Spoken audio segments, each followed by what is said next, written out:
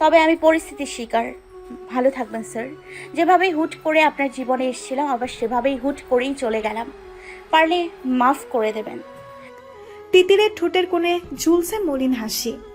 শেষে ভেসে উঠল তিতির পাখি দুই বোনের হাস্যোজ্জ্বল কিছু ছবি। কত হ্যাপি মনে হচ্ছে তাদের দেখে। আজ পাখির বিষয়ে কিছুই জানতো না। তাজ একে একে সব প্রমাণ ভালো করে দেখে নিল। নিজেকে নির্দোষ প্রমাণ করার জন্য এর থেকে বেশি আর কিছুই প্রয়োজন হবে না তাজের। তাজ তাড়াতাড়ি কল দিল তিতিরকে, কিন্তু বন্ধ বলছে। তাজ চিন্তিত গলায় বলল, এসব কে পাঠালো? তিতির?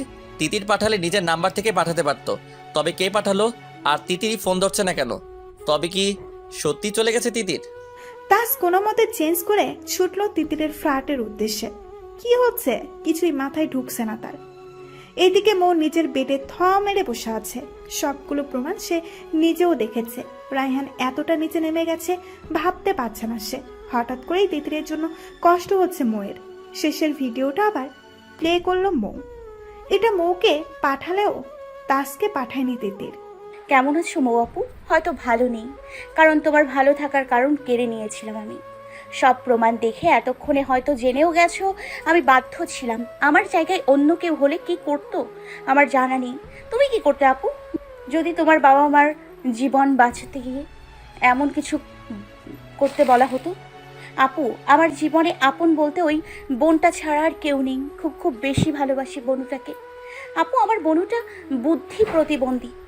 এই নিষ্ঠুর পৃথিবীর কিছুই বোঝে না ও। তিতির ক্যামেরা ঘুরিয়ে ঘুমন্ত পাখিকে একবার দেখালো। ময়ের নিজেরও মায়া হলো ঘুমন্ত মেয়েটার উপর।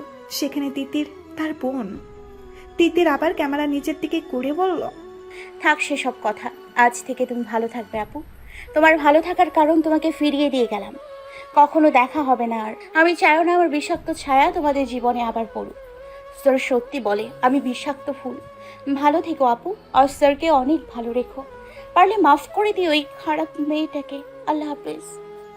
মৌ বুঝতে পারল তার চোখে নোনা জলের বৃষ্টি হচ্ছে, কিন্তু আজ তো তার খুশি হওয়ার কথা। তবে এতটা কষ্ট কেন হচ্ছে? কেন তিতিরের মলিন মুখটা চোখে ভাসছে? বাহিরে চেঁচামেচির আওয়াজ শুনে মৌ দরজা খুলে ড্রয়িং রুমে এলো। রায়হান উঁচু গলায় বলছে, বিয়েটা আজ আর এখনই হবে। পরে অনুষ্ঠান করা যাবে, কিন্তু বিয়ে এখনই হবে।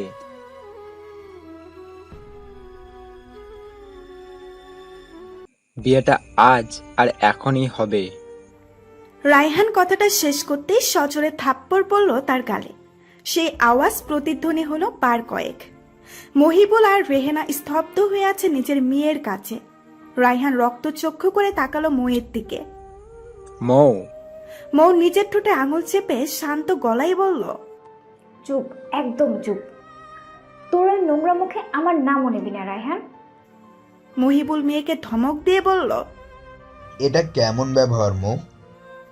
মৌ বাবার দিকে টলমল চোখে তাকিয়ে বলল, এই বিকৃত মস্তিষ্কের লোকটা এই ব্যবহারটাও ডিজার্ভ করে না বাবা। মহিবুল তীক্ষ্ণ দৃষ্টিতে তাকালো মেয়ের দিকে। এসব কেন বলছিস মা? এখনই দেখাচ্ছি বাবা। মৌ ড্রয়িং রুমের স্মার্ট টিভির সাথে নিজের ফোন কানেক্ট করে নিল। যে টিভিতে তিতির সব সত্যটা স্বীকার করেছে সেটা প্লে করলো সবার সামনে। মহিবুল আর রেহেনা স্তব্ধ হয়ে দাঁড়িয়ে আছে সেটা দেখে। মহিবুল আফসোসের সুরে বলল, ছেলেটা সেদিন আবার আবার বলছিল সে নির্দোষ, কিন্তু আমরা কেউ বিশ্বাস করিনি তাকে। রাগে চোখ মুখ লাল টকটকেই হয়ে গেছে রায়হানের। এই মুহূর্তে তিতিরকে সামনে পেলে কোনো চিন্তা ভাবনা ছাড়া খুন করে ফেলতো। মেয়েটা তাকে শেষ করে দিয়েছে একদম। কেউ কিছু বুঝে ওঠার আগেই রায়হান কোমর থেকে পিস্তল বের করে মহিবুলের মাথায় ঠেকালো। চমকে উঠল মৌ আর রেহেনা। ঘৃণায় মৌয়ের মুখ ভরে থুতু এলো। মৌ ক্ষিপ্ত গলায় বলল, আর কত নিচে নামবি রায়হান? রায়হান রেগে ফুসফুস করছে। একদম বাজে বকবক করবি না। তুই বিয়েটা না করলে তোর বাবা মাকে 1 সেকেন্ডে ওপরে পাঠিয়ে দেবো। এই বরযাত্রী, ভেতরে আয় তো সবাই। রায়হানের বলার সাথে সাথে তার দলবল ভেতরে প্রবেশ করলো কাজে নিয়ে। সে সব ব্যবস্থা করেই এসেছে। সে জানতো তিতির হাত গুটিয়ে পালিয়ে যাওয়ার মেয়ে নয়, কিছু একটা করবে মনে করেই প্রস্তুত হয়ে এসেছে রায়হান। মহিবুল তার রেহেনার হাত মুখ বেঁধে রুমের এক কোণে বসিয়ে দিল। রায়হানের লোকজন, আর তাদের মাথায় পিস্তল তাক করে আছে 2 জন। রায়হানের একটা ইশারায় সব শেষ করে দিবে তারা। মৌ নিজের বাবা মায়ের দিকে অসহায় দৃষ্টিতে তাকিয়ে রায়হানের দিকে ঘৃণার দৃষ্টিতে তাকালো। রায়হান আরাম করে সোফায় বসে মৌকে সরাসরি সামনের সোফায় বসার ইশারা করলো। মৌ না বসলে ধমকে উঠল রায়হান। কি সমস্যা? বসতে বলছি তো। রায়হানের ধমকে কেঁপে উঠল মৌ, ধপ করে বসে পড়ল সামনের সোফায়। মুখোমুখি 2 জন। রায়হান হাতে পিস্তল ঘুরাতে ঘুরাতে বলল, তোকে 5 মিনিট সময় দিলাম ভাবার জন্য। ভেবে নে কি করবি। কোনো ঝামেলা ছাড়া আমাকে বিয়ে করবি, নাকি একসাথে বাবা মায়ের লাশ দেখবি? মৌ কাঁদো কাঁদো গলায় বলল। তুই এমন কি করে করতে পারিস রায়হান? রায়হান মুস্কি হেসে বলল, আমি কি কি করতে পারি সেটার ধারণা তিথির খুব সুন্দর করে বর্ণনা করেছে তো। তিথির পাখির সাথে আমার রক্তের সম্পর্ক, আমার বোন হয়। নিজের স্বার্থ হাসিল করার জন্য নিজের বোনদের ব্যবহার করতে একবারও ভাবিনি। তাদের খুন করা লাগলে তাই করতাম। সেখানে তোর বাবা মা আমার কেউ না। কি মূল্য আছে তাদের বল? বিয়ে তোকে করতে হবে মৌ, সেটা তোর নিজের ইচ্ছাতে, কিংবা কিছু বিধ্বংসী মুহূর্ত উপভোগ করার পর বাধ্য হয়ে। মৌ ডুকরে কেঁদে উঠল এবার। এখন বেশ ভালো করে উপলব্ধি করতে পারছে তিতিরের অসহায়ত্ব। মেয়েটা দীর্ঘ 1.5 মাস এই যন্ত্রণা ভোগ করেছে। সেখানে কয়েক মিনিটে মৌয়ের দম বন্ধ হয়ে আসছে। মৌ কি করবে ভেবে পাচ্ছে না। হঠাৎ রায়হানের এক লোক এসে জানালো তাজ এসেছে নিচে। মৌ যেন আসার আলো খুঁজে পেল একটু, কিন্তু রায়হানের কথা শুনে ধপ করে নিভে গেল সেটাও। রায়হান বাঁকা হেসে বলল, ভালো করে খাতির যত্ন করে উপরে নিয়ে আয়। মিস্টার তাজওয়ার খান। তাজ, তোর সাথে অনেক বছরের হিসাব করা বাকি আছে আমার। মৌ ব্যস্ত গলায় বলল। তাজকে কিছু করিস না প্লিজ। রায়হান ঘাড় কাত করে বাঁকা চোখে তাকালো মৌয়ের দিকে। কত ভালোবাসা! এর অর্ধেক ভালো যদি আমাকে বাসতিস, আজ এসব কিছুই হতো না। রায়হান চোখ মুখ শক্ত করে বলল। যা নিয়ে আয় ম্যাডামের আশিককে। মৌ গুটিমুটি মেরে বসে আছে সোফায়। কাঁদতে ভুলে গেছে সে। কি করবে বুঝতে পারছে না। রায়হান গত 10 মিনিট ধরে তাকিয়ে আছে মৌয়ের দিকে, আর মৌ নিজের বাবা মায়ের দিকে তাকাচ্ছে আর চোখ মুছছে। তখনই তাজকে টানতে টানতে রায়হানের সামনে ধাক্কা দিয়ে ফেলল রায়হানের লোকজন। তাজকে দেখে পেছনে চমকে উঠল মৌ, চিৎকার করে বলল, তাজ! তাজ নিভু নিভু চোখে তাকালো সামনে বসে থাকা রায়হানের দিকে। সারা মুখে রক্তের মাখামাখি, তার নাক থেকে রক্ত বের হচ্ছে, ঠোঁটে কোণে আর কপাল কেটে ফিনকি দিয়ে রক্ত বের হচ্ছে। রায়হান তাজের গাল চেপে ধরে উপরে তুলে দেখে বলল, খাতির যত্ন কম হয়ে গেছে তো। আসলে ওনার ফ্যান ছিলাম তো, তাই একটু কনসিডার করেছি। স্যার, এটা কেমন হিরো বলুন তো? মুভিতে দেখি একা একসাথে কতজনকে মেরে কাট করে দেয়, আর একটা ঘুষি পর্যন্ত দিতে পারলো না আমাদের। ধুর, আমি বুঝেছি মুভিতে যা দেখায় সব বানানো। আমি আর মুভি দেখবো না। রায়হান ছেড়ে দিল তাজের গাল, বাঁকা হেসে বলল, তা যা বলেছিস সব বানোয়াট। কিন্তু তাজ, তুই নাকি কারাটে শিখেছিস, বক্সিং করিস, এক্সারসাইজ করে কি বডি বানিয়েছিস। এসব করে কি লাভ বল? নিজেকেই তো রক্ষা করতে পারলি না। সেমন ইউ ইয়ার, এত দুর্বল প্রতিপক্ষ নিয়ে খেলা জমে না। তাজ ভাঙা গলায় বলল। কেন করছিস এসব? রায়হানের চোখ মুখ লাল হয়ে উঠল আর তাজের গাল চেপে ধরল। সেই ছোটবেলা থেকে ময়ের জন্য একটার পর একটা স্যাক্রিফাইস করে এসেছি। ওর মুখে হাসি ফোটানোর জন্য ইচ্ছে করে তোকে ক্লাস টপার করে দিয়েছি। প্রায় কম্পিটিশনে তোকে জেতানোর জন্য নিজে সরে এসেছি। কেন? শুধুমাত্র মৌকে খুশি দেখব বলে। এমনকি গান রেকর্ডিংয়ের মতো সুযোগ ছেড়ে দিয়ে তোকে সুযোগ দিয়েছিলাম। তাজ অবাক হয়ে বলল, মানে? তোর প্রথম গান যে রেকর্ড করেছে সে প্রথমে আমাকে সিলেক্ট করেছিল। বাবার সাথে এক পার্টিতে গিয়ে তুই আমি দুজনেই গান গেয়েছিলাম, মনে আছে? তাজ একটু ভেবে বলল, হ্যাঁ মনে আছে। আমার প্রথম গানের মিউজিক ডিরেক্টর বলেছিল সেই পার্টিতেই সে আমার গান শুনেছে। রায়হান তাচ্ছিল্যের সুরে বলল, মিথ্যা বলিনি। সেই পার্টিতে দুজনের গান শুনে প্রথমে আমাকে রেকর্ডিংয়ের অফার দেয়। আমি খুশি হয়ে জানিয়েছিলাম মৌকে। কিন্তু মৌ শুনে বলল, তোকে একা বলেছে, তাজকে বলিনি। আমি যখন বললাম না, তাজকে বলিনি, মোর হাসি খুশি মুখে আধার নেমে এলো। সেটা তীরের মতো বিঁধল আমার বুকে। বাড়ি ফিরে সেই লোককে জানিয়ে দিলাম আমি গানটা গাইতে পারবো না, সে যেন তোর গান রেকর্ড করে। যে মুভিতে আমার গান মুক্তি পাওয়ার কথা ছিল, সেই মুভিতে তোর প্রথম গান মুক্তি পেল। তারপর আর তোকে ফিরে তাকাতে হয়নি। গানের সাথে একসময় মুভিরও অফার পেয়ে গেলি। আর সেদিনের পর আমি পুরোপুরি সরে আছি নিজের স্বপ্ন থেকে। আমার স্বপ্ন ছিল বড় সিঙ্গার হওয়ার, অভিনেতা হওয়ার, শুধুমাত্র মৌকে খুশি রাখার জন্য। যার জন্য আমি এত এত স্যাক্রিফাইস করলাম, শেষে তুই তাকেও নিজের করতে চাইলি। এবার কি করে চুপ থাকবো আমি? তাজ, সব ছেড়ে দিয়েছি তোর জন্য, কিন্তু যাকে পাওয়ার জন্য এসব করলাম তাকে কিভাবে দিয়ে দিই তোকে? তাজ একবার ঘুরে তাকালো মইয়ের দিকে। এসবের মাত্র কয়েকটা ঘটনা জানা ছিল তাজের, কিন্তু সবটা জানার পর কি রিয়াকশন দেওয়া উচিত ভুলে গেছে। তার এতদিনের গড়া ক্যারিয়ারে শুধু তার পরিশ্রম ছিল না, ছিল কারো আত্মত্যাগ। তাজের হঠাৎ নিজেকে অনেক ছোট মনে হতে লাগলো। তার ক্যারিয়ার অনেকটা দান করেছে রায়হান। ভাবতেই চোখ মুখ কুঁচকে গেল তাজের। তাজ নিজেকে সামলে বলল, তিতিরকে কেন আনলি এসবের মাঝে? রায়হান সোফায় হেলান দিয়ে আরাম করে বসলো। তিতিরকে আনা অনেকটা এক ঢেলে দুই পাখি মারার মতো। তিতির পাখি আমার মামাতো বোন। আজ থেকে প্রায় 16 বছর আগে তিতিরের বাবা মানে আমার মামা আবির মাহমুদের থেকে তার সম্পত্তি দখল করার জন্য আমার বাবা খুন করে মামামি দুজনকেই। কিন্তু মামার বিশ্বস্ত বডিগার্ড নুরুল তিতির পাখিকে নিয়ে পালিয়ে যায়। বাবা প্রপার্টি দখল করতে গিয়ে জানতে পারে সব তিতিরের নামে উইল করে রেখেছে মামা। তিতির হওয়ার পর মামি আর কনসিভ করতে পারেনি, তাই তিতিরের নামে সব উইল করে দিয়েছিল। কিন্তু তিতিরের যখন 8 বছর বয়স তখন আবার কনসিভ করে মামি। যে রাতে পাখির জন্ম হয় সেই রাতেই বাবা মামামিকে খুন করে। কিভাবে যেন নুরুল পালিয়ে যায় তিতির পাখিকে নিয়ে। কিন্তু প্রপার্টি দখল করতে গিয়ে বাবা যখন জানতে পারে সব তিতিরের নামে, তখন তার মাথায় আকাশ ভেঙে পড়ে।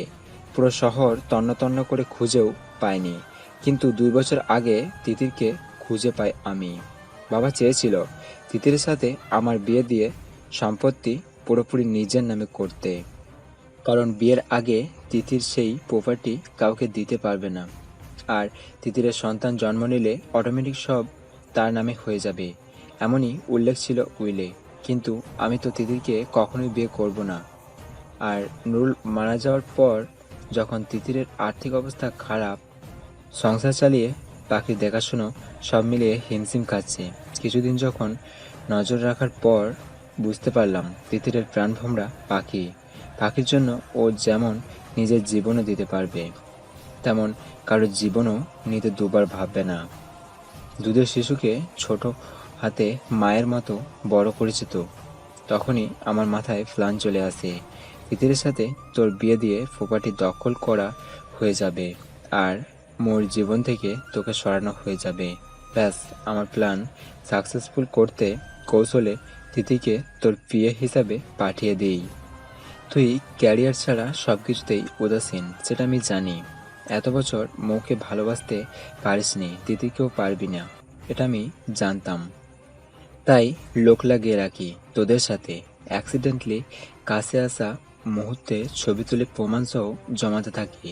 আর একজন ডাক্তার হিসাবে একটা রিয়েল প্রেগন্যান্সি রিপোর্ট জোগাড় করা কঠিন কিছু নয়। মক্কম সময়ে এসব সামনে এনে তোর ক্যারিয়ার আর মৌ দুটোই কেড়ে নিলাম। যেসব প্রমাণ সামনে এনেছিলাম একটাও ফেক ছিল না, শুধু একটু বুদ্ধির খেলা ছিল।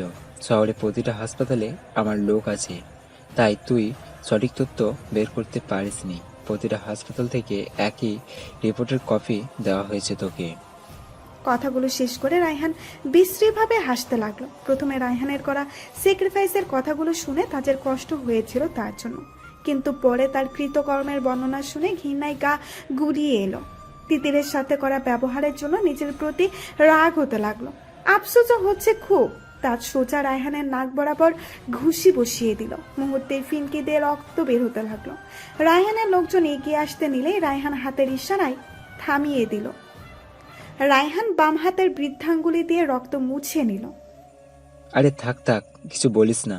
নায়ক সাহেবের ক্যারিয়ার হারানোর দুঃখে এটুকু করতেই পারে। অনেক হয়েছে ড্রামা, এবার বিয়ে হবে। আর আমাদের বিয়ে সাক্ষী হবে সুপারস্টার তাজওয়ার খান তাজ। মৌ চিৎকার করে বলল, তোর মতো বিকৃত মস্তিষ্কের মানুষকে কখনো বিয়ে করব না আমি। রায়হান মৌয়ের বাবা মায়ের মাথায় পিস্তল তাক করে রাখা ছেলেকে বলল, জুয়েলের মনে হচ্ছে সোজা কথায় কাজ করবে না, তোর আঙুলটা বাঁকা করতেই হবে।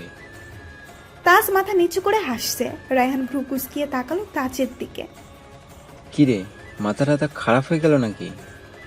তাজ পেছনের টি টেবিলে হেলান দিয়ে রায়হানের দিকে তাকালো। ঠোঁটের কোণে মৃদু হাসির রেখা।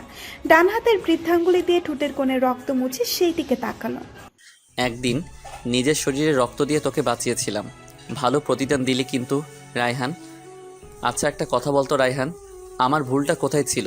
না তোকে বলেছি আমার জন্য কিছু ছাড় দিতে, আর না মৌকে বলেছি তোকে রেখে আমাকে ভালোবাসতে, কিন্তু সব দিক থেকে ক্ষতি তুই আমাকেই করেছিস। ভালোবাসা শব্দটার উপর ঘৃণা ধরে গেছে আমার। রায়হান শান্ত দৃষ্টিতে তাকিয়ে আছে তাজের দিকে। না, সে চোখে রাগ দেখা যাচ্ছে না, আর না অনুশোচনা। তাজ রায়হানের পাশে সোফায় নিজের পা তুলে দিয়ে টি টেবিলে হেলান দিয়ে বসলো। থাক সেসব কথা, তোকে একটা শো দেখাই, আমার ফেভারিট শো। রায়হান ভ্রু কুঁচকিয়ে তাকিয়ে আছে তাজের দিকে। তাজ টি টেবিল থেকে রিমোটটা নিয়ে টিভি অন করলো। টিভির স্ক্রিনে তাকিয়ে দাঁড়িয়ে গেল রায়হান। তাজ টিভির উল্টো দিকে মুখ করে রায়হানের দিকে তাকিয়ে আছে। তাজ একটার পর একটা চ্যানেল চেঞ্জ করছে। প্রত্যেকটা চ্যানেলে লাইভ দেখা যাচ্ছে রায়হানকে। তাজ মনের সুখে শেষ বাজাতে লাগলো। টিভিতে শোনা যাচ্ছে তাজের শেষ বাজানোর শব্দ। রায়হান রেগে তাজের কলার ধরে দাঁড় করিয়ে বলল, কি হচ্ছে এসব?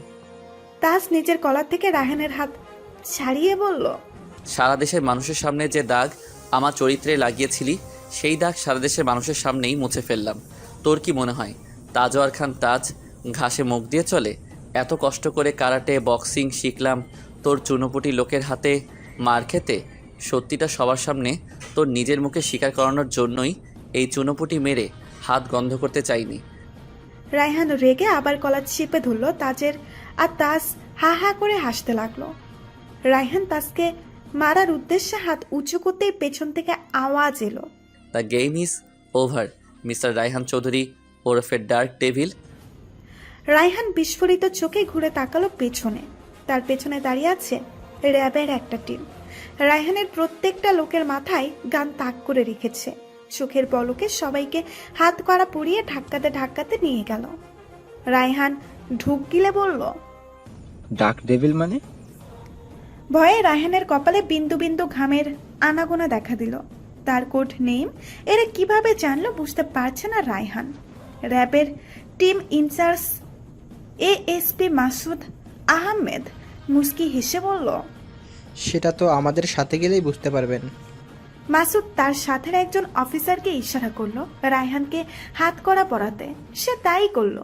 রায়হান তাজের দিকে তাকিয়ে শাসিয়ে বলল, তোকে আমি ছাড়বো না তাজ, তবে যাওয়ার আগে একটা কথা বলে যাই তোকে। রায়হান তাজের কোণের কাছে ফিসফিস করে বলল, তিথি যাওয়ার আগে তোর জীবন থেকে আবারও কিছু কেড়ে নিয়ে গেছে। তুই ভাবতে ভাবতে পাগল হয়ে যাবি সেটা কি, কিন্তু এর উত্তর তুই কোনোদিনও পাবি না, আর না পাবি কোনোদিনও তিথিরের দেখা। রায়হানও যেন যেতে যেতে শেষ বাজিয়ে কোনো গানের সুর তুলল, কিন্তু তাজের চেনা চেনা লাগলেও বুঝতে পারলো না সেটা কোন গানের সুর। হয়তো সেই সুর তাজ উত্তর পেয়ে যেত। আবার কি কেড়ে নিয়েছে দিতে? রায়হান ময়ের দিকে একটা কঠিন দৃষ্টি নিক্ষেপ করে বের হয়ে গেল র্যাবের সাথে। তাজ ধূপ করে বসে পড়ল সোফায়। রায়হানের সামনে নিজেকে কঠিন দেখালো। ভেতরে ভেতরে সে ভেঙে চুরমার হয়ে যাচ্ছে। তিতিরের সাথে করা অন্যায় তাকে কুড়ে কুড়ে খাচ্ছে। মৌ দৌড়ে গিয়ে বাবা মায়ের হাত মুখের বাঁধন খুলে দিল। রেহেনা ছাড়া পেয়ে কাশতে লাগলো। মৌ ব্যস্ত হয়ে বলল, বাবা তুমি মাকে নিয়ে ভেতরে যাও। মহিবুল রেহেনাকে নিয়ে নিজেদের বেডরুমে চলে গেল। মৌ ধীর পায়ে এগিয়ে গেল তাজের দিকে। অনেক দ্বিধাগ্রস্ত হয়ে কাছে দাঁড়ালো তাজের। তাজ নিজের মাথার চুল খামছে ধরে ধীর গলায় বলছে, how could I do that? I raped her. তাজের কথা শুনে মৌ যেন জমে গেল। কি বলছে এসব তাজ? মৌ কাপা গলায় বলল, এসব কি বলছো? তাজ গর্জে উঠল। শুনতে পাসনি কি বলেছি? আমি রেপ করেছিলাম ওই মেয়েটাকে। যেখানে সকলের পরিস্থিতির শিকার, সেখানে কেবল তাকেই শাস্তি দিয়েছি আমি। হিংস্র জানোয়ারের মতো আচরণ করেছিলাম সেই রাতে। রাগে অন্ধ হয়ে গিয়েছিলাম আমি। আর এই সব কিছুর জন্য দায়ী তুই।